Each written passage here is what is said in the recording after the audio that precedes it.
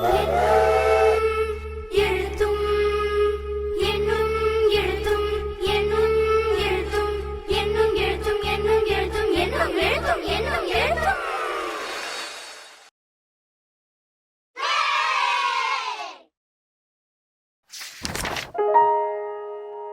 என்னும் எழுத்தும்.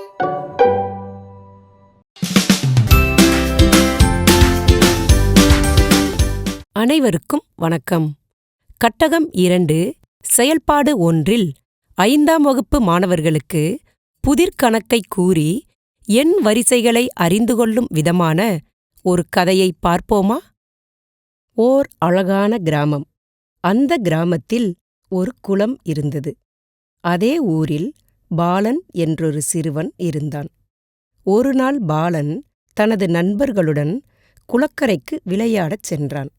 அப்பொழுது குளத்தில் ஓர் அல்லி பூத்திருந்ததைக் கண்டான். அடுத்த நாள் கண் விழித்ததும் நினைவிற்கு வந்தது முதல் நாள் பார்த்த அந்த அல்லி மலர். உடனே அக்குளக்கரையை நோக்கி நண்பர்களுடன் விரைந்தான் பாலன். அங்கு அவன் பார்த்தது 2 அல்லி மலர்களை. குளத்தின் நடுவே கண்ட அந்த அழகான காட்சி அவனை மீண்டும் மீண்டும் அக்குளக்கரைக்கு வரத் தூண்டியது. அடுத்தடுத்த நாட்களில் பாலன் பார்த்த பூக்களின் எண்ணிக்கையை நாம் தெரிந்து கொள்வோமா?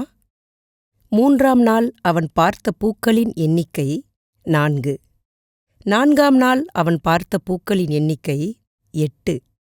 அப்படின்னா 5ஆம் நாள் எத்தனை பூக்களை அவன் பார்த்திருப்பான்? நீங்களே சிந்திக்கிறீங்களா? நீங்க சிந்தித்தது இதுவான்னு பாருங்க. இப்ப பார்க்கலாம். 6ஆம் நாள் எத்தனை பூக்களை அவன் பார்த்திருப்பான்? சரியா சொல்லிட்டீங்க.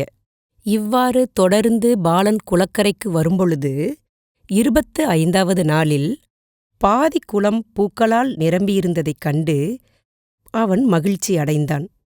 அப்படின்னா குளம் முழுவதும் பூக்களால் நிரம்பியிருப்பதை அவன் எந்த நாளில் பார்த்திருப்பான்?